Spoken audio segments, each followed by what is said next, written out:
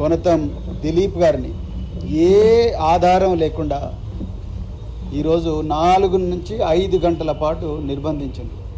ఆయన కుటుంబ సభ్యులతో ఆయనకు ఏమాత్రం కూడా కమ్యూనికేషన్ లేదు. మేము ఇక్కడికి వస్తే ఇక్కడి నుండి మరి పోలీసులు మాతో మాట్లాడడానికి కూడా సంబంధిత ఆఫీసర్లు ఇష్టంగా లేరు.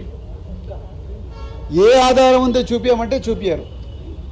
తెలుగు స్క్రైబ్ అనే ట్విట్టర్ హ్యాండిల్కు కొనతం దిలీప్కు ఏ మాత్రం కూడా సంబంధం లేదు. అది ఉంటే ఎస్టాబ్లిష్ చేయండి, అదేమైనా ఆధారం ఉంటే చూపించండి అంటే చూపించారు. ఏమనంటే రాష్ట్రంలో మత కలహాలు జరుగుతున్నాయి, తెలుగు స్క్రైబ్ ఒక న్యూస్ సర్క్యులేట్ చేసింది. ఆ న్యూస్ హ్యాండిల్ ఏదైతే ఉందో ట్విట్టర్ హ్యాండిల్, దానికి కొనతం దిలీప్కు సంబంధం ఉందంటారు. ఎట్లా సంబంధం ఉంది? ఎక్కడున్నది మీ దగ్గర ఆధారం? మీ దగ్గర ఉన్న ఆధారాలు చూపండి. మీరు ఏమైనా ట్విట్టర్కు రాసిండ్రా లెటరు? ట్విట్టర్ మీకు ఏమైనా చెప్పిందా ఇది కొనతం దిలీప్కు సంబంధం ఉందని? ఏ మాత్రం ఆధారం లేకుండా తీసుకొచ్చి ఇవాళ కొనతం దిలీప్ గారిని కూర్చోబెట్టిండ్రు. ఇంకొక వైపు మరి ఇంకొక విషయం కూడా చెప్పాలి. బీఆర్ఎస్ పార్టీ ఎప్పుడు కూడా ఇలాంటి మత కల్లోలాలను ప్రేరేపించే వార్తలు ప్రసారం చేయదు, వాటిని ప్రోత్సహించదు. ఎప్పుడు కూడా మా నాయకులు కేసీఆర్ గారు ఎప్పుడు కూడా దీన్ని ప్రమోట్ చేయలేదు. గంగా జమున తహజీబ్ ఏదైతే సంస్కృతి ఉందో ఆ సంస్కృతిని కాపాడిన పార్టీ బీఆర్ఎస్ పార్టీ. కానీ ఇలా జరుగుతున్నది ఏమిటి? ఇక్కడికి జస్ట్ 1 కిలోమీటర్ దూరంలో బీజేపీ నాయకులు వాళ్ళ కార్యాలయంలో డైరెక్ట్గా ఏ న్యూస్ అయితే ప్రచారం చేయకూడదో మతాల పేరు పెట్టి, మరి ముఖ్యంగా మతాల పేరు పెట్టి ఓపెన్గా వాళ్ళ హ్యాండిల్స్ మీద వాళ్ళు మొత్తం కూడా ప్రచారం చేసి ఇలా రాష్ట్ర వ్యాప్తంగా మత కల్లోలాలు తీసుకొచ్చే ప్రచారం చేస్తున్నారు బీజేపీ నాయకులు. వాళ్ళని కనీసం ఒక్కసారి కూడా పేరు పిలుస్తలేరు. ఎన్నో ఛానల్స్ వాళ్ళ హ్యాండిల్స్ మొత్తం కూడా ఈ కమ్యూనల్ రైట్స్ మొత్తం కూడా ఈ రాష్ట్రం అంతా కూడా మత కల్లోలాలు కావాలని బీజేపీ వాళ్ళు కుట్ర పన్నుతుంటే వాళ్ళని కనీసం ముట్టుకోలేకపోతున్నారు.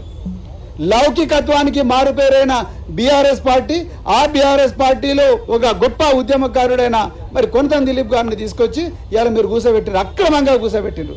It is nothing but kidnapping by police. 100% it is kidnapping by police. ఏ ఆధారం లేకుండా ఒక అమాయకుడిని తీసుకొచ్చి ఇక్కడ కూర్చోబెట్టిండ్రు. ఏమనంటే గత ప్రభుత్వంలో డిజిటల్ కమ్యూనికేషన్ డైరెక్టర్గా పనిచేసింది. అవునయ్యా, ప్రభుత్వం ఆర్డర్ ఇచ్చింది. ప్రభుత్వమే ఆర్డర్ ఇచ్చి ఉద్యోగిగా ఆయన ప్రభుత్వ జీతం తీసుకున్నాడు. బీఆర్ఎస్ పార్టీ ఐటీ సెల్ అంటున్నారు. అసలు బీఆర్ఎస్ పార్టీ ఐటీ సెల్ ఎక్కడుంది? ఎక్కడి నుంచి అయినా మీకు అపాయింట్మెంట్ ఆర్డర్ ఉందా? లేకపోతే బీఆర్ఎస్ పార్టీకి తెలుగు స్క్రైబ్కి ఏం సంబంధం ఉన్నది? ఎట్లా మాట్లాడుతున్నారు మీరు? ఏ మాత్రం కూడా పొంతన లేని ఆధారాలతోని ఇలా కక్ష కట్టి ముఖ్యమంత్రి ఆదేశాల మేరకే బీఆర్ఎస్ పార్టీని ఇబ్బంది పెట్టాలని, ఒక తెలంగాణ ఉద్యమకారుణ్ణి ఇబ్బంది పెట్టాలని చెప్పి ఇలా పోలీసులు ఇతన్ని తీసుకొచ్చింది. అర్జెంటుగా ఏ ఆధారాలు లేవు, ఆయన అర్జెంటుగా రిలీజ్ చేయాలని చెప్పేసి మేము చెప్తా ఉన్నాం. అక్రమ నిర్బంధం. మీరు అరెస్ట్ చేయాల్సిన వాళ్ళు అక్కడ ఉన్నారు. 1 కిలోమీటర్ దూరంలో వాళ్ళు ఓపెన్గా ఇప్పటికి కూడా మత కల్లోలాలను ప్రేరేపిస్తూ ఇప్పటికి కూడా స్టేట్మెంట్లు ఇచ్చిండ్రు. ఇప్పటికి కూడా వాళ్ళ ట్విట్టర్ హ్యాండిల్లో వీళ్ళు మతాల పేరు చెప్పి ఇప్పటికి కూడా ప్రోత్సహిస్తున్నారు. కనీసం వాళ్ళని ముట్టుకోలేకపోతున్నారు తెలంగాణ పోలీసులు. ఇలా లౌకికత్వానికి మారుపేరైన తెలంగాణ ఉద్యమకారులను తీసుకొచ్చి ఇలా పోలీస్ స్టేషన్లలో కూర్చోబెడతా ఉన్నారు. ఇది తప్పు. మీరు దయచేసి రేవంత్ రెడ్డి గారు, మీరే హోంమంత్రి, మీరు అర్జెంటుగా ఈయన విడుదలకు ఆదేశించాలి. ఎవరైతే చేస్తున్నారో, ఎవరైతే మత కల్లోలాలు ప్రేరేపిస్తున్నారో వాళ్ళని తీసుకురండి, మేము కూడా సహకరిస్తాం. అంతే తప్ప ఇట్లా అక్రమ నిర్బంధాలు చేయొద్దని చెప్తున్నాం. కొనతం దిలీప్ గారిని రిలీజ్ చేసేదాకా మేము ఇక్కడే ఉంటాం, ఆయన తీసుకునే పోతాం. ఈ అక్రమ నిర్బంధాలను ఎట్టి పరిస్థితులు కూడా మేము సహించమని ఈ సందర్భంగా చెప్తున్నాం. ఈ సోమోట కేసులు ఇవన్నీ కూడా తప్పుడు కేసులు. నిన్న కూడా ఖమ్మంలో మా మాజీ మంత్రి గారు వీళ్ళందరూ కూడా ఖమ్మంలో పోతుంటే వీళ్ళ కారు మీద దాడి చేసి, వీళ్ళ కారు అద్దాలు బలగొట్టి మళ్ళీ వీళ్ళే మమ్మీ దాడి చేసిండ్రని చెప్పి కేసు పెడుతున్నారంటే ఇంకా తెలంగాణ పిల్లలందరూ చెవులలో పూలు పెట్టుకున్నారు అనుకుంటారా? ఎవరైతే నిందితులు ఉన్నారో వాళ్ళనే బాధితులుగా చిత్రీకరిస్తున్నారు.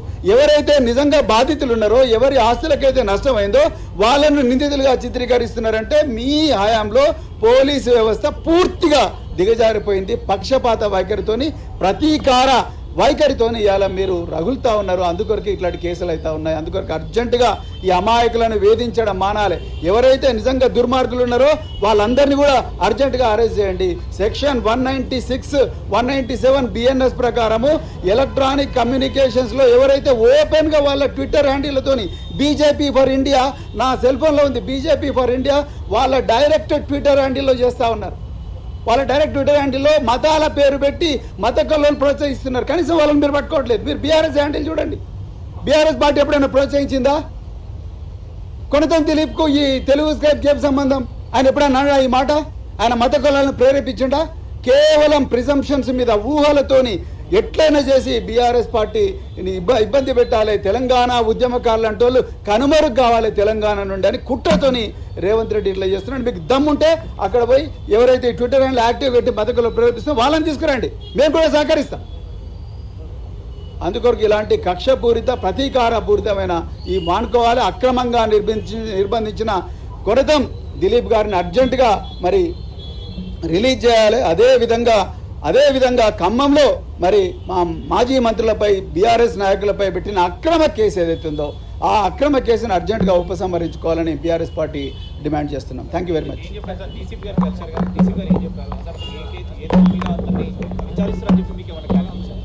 ఏ ఆధారాలు లేవు.